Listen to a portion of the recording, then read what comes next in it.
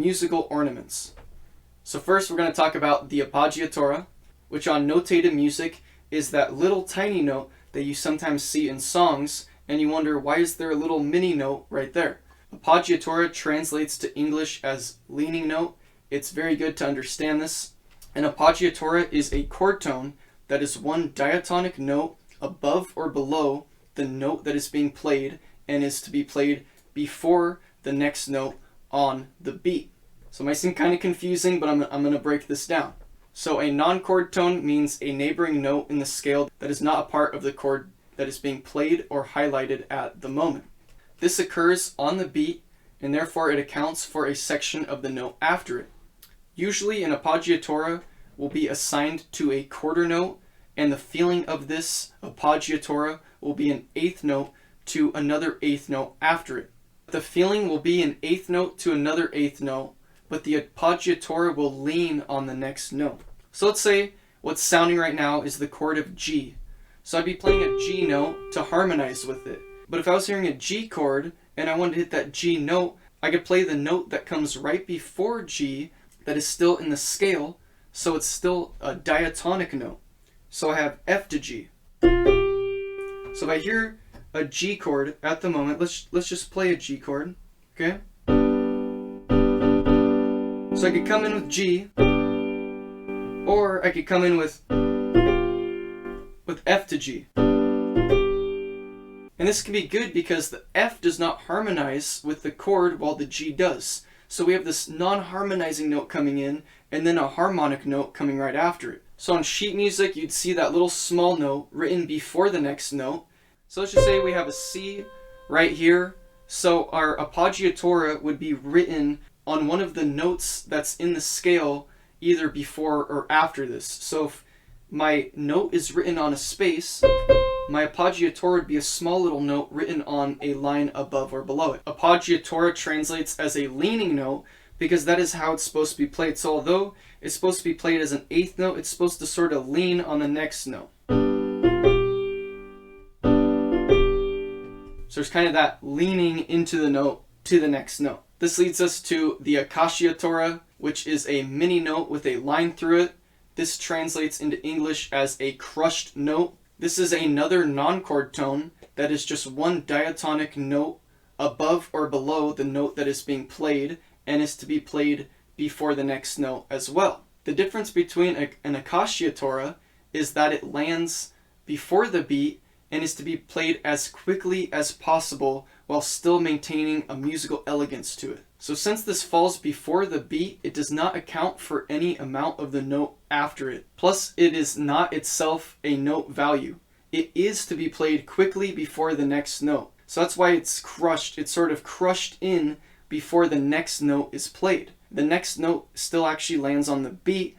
The accasciatura is sort of crushed in right before the note lands on the beat. So again, these are small notes written on the staff. So if it is an accasciatura that is above or below the next note, it will be written on that line or space on the staff that it is attributed to. So if I'm going to do that same G chord and I'm playing an accasciatura, let's say the G chord and the G land on the beat. So what happened is my F would be crushed right before that.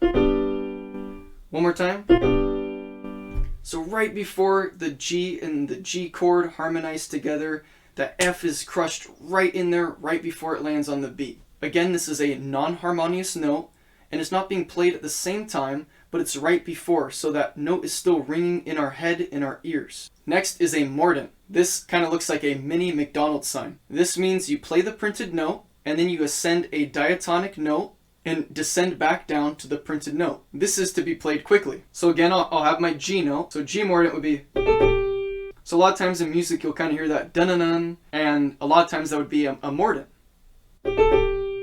Okay, so a mordent is one that ascends up and then ascends back down that diatonic note. So then we have a lower mordent, which can kind of look like a McDonald's sign with a line through it. So you're supposed to play the written note and then descend a diatonic note and then ascend back up to the written note.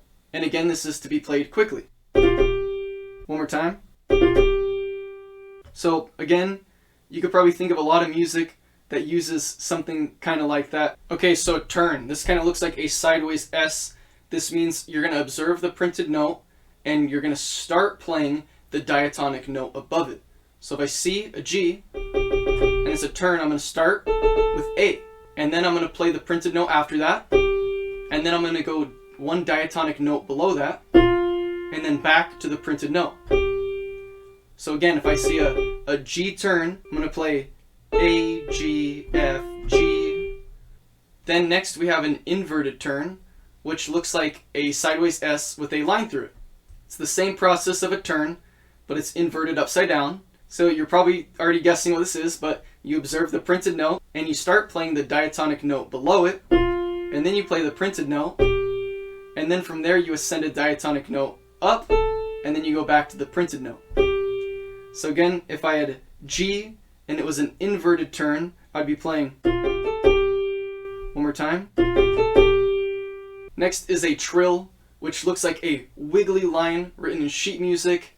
This is a quick repetition of the printed note and the diatonic note above it. It's not to be played exactly, and it should be played with attention to nice rhythmical phrasing. An example would be if I'm playing G, then I would trill between G and A, and oftentimes it is taught to be played starting with the above note during Baroque as well as classic periods of music. So if you had G, you'd actually start A and you trill between A, G, A, G, A, G, A, G. So starting on A, G, A, G, that would sound something like.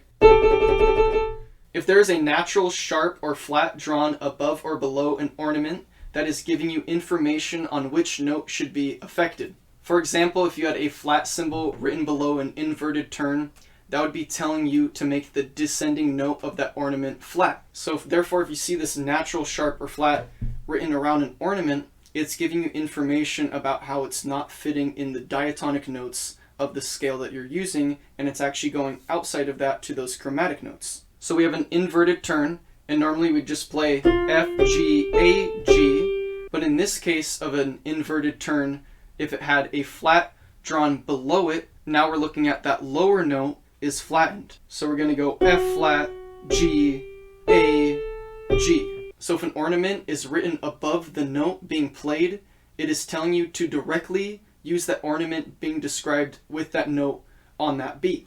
However, if the ornament is written after a note, it is telling you to first play the note written and then to develop into the ornament once you are at a moment where the ornament is above where you are. For example, if there was a G half note and a turn was written above the second beat of the half note, you would first play the beat of the half note regularly.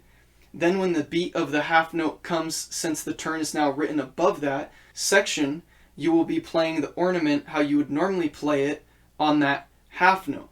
So we're going to take that example of a G half note and a turn written above that on the second beat of that half note. By half note, I mean a note that is like you have quarter note, half note, whole notes. In notated music, I'm talking about the half note, which is attributed to 2 beats. So if that half note turn is written above the second half of this half note,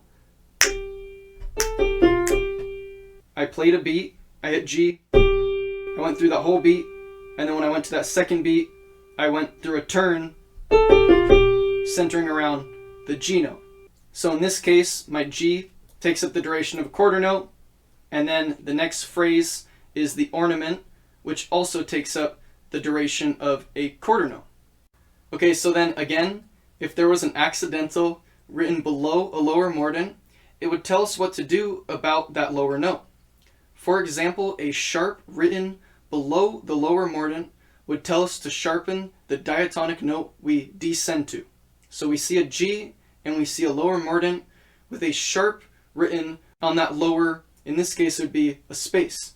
So instead of playing G, F, and G, now we're going to play G, F sharp, and G.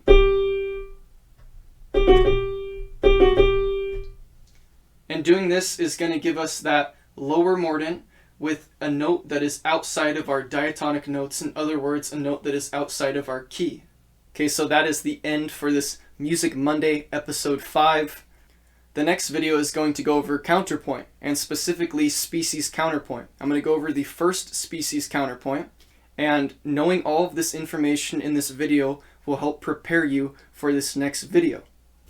Species counterpoint is the method that was taught to people like Haydn, Mozart, Beethoven, Schubert. And the nature of counterpoint is to have two melodies that are both competing to sound at the same time. They're separate sort of melodies happening, but at the same time, they're not accompanying one another. If you want to hear an example of this, you can hear a lot of this in Bach's work done for the Well-Tempered Clavier, as well as a lot of his other work done for keyboard instruments. Hearing the one instrument at a time in the beginning when trying to understand counterpoint is a really good way to hear it, because you're hearing the one instrument. Sometimes, let's say it's a harpsichord, which can be really nice, and you're hearing that one instrument with the same timbre that you recognize, but there are sort of two different voices that are sounding at the same time. And it's almost like if there's a band where there's two people and they're both soloing, but it's sort of working together. And this is just one person doing this. And the cool part about counterpoint is you can get the sound of, let's say, 4 different people soloing at the same time with one person behind one instrument.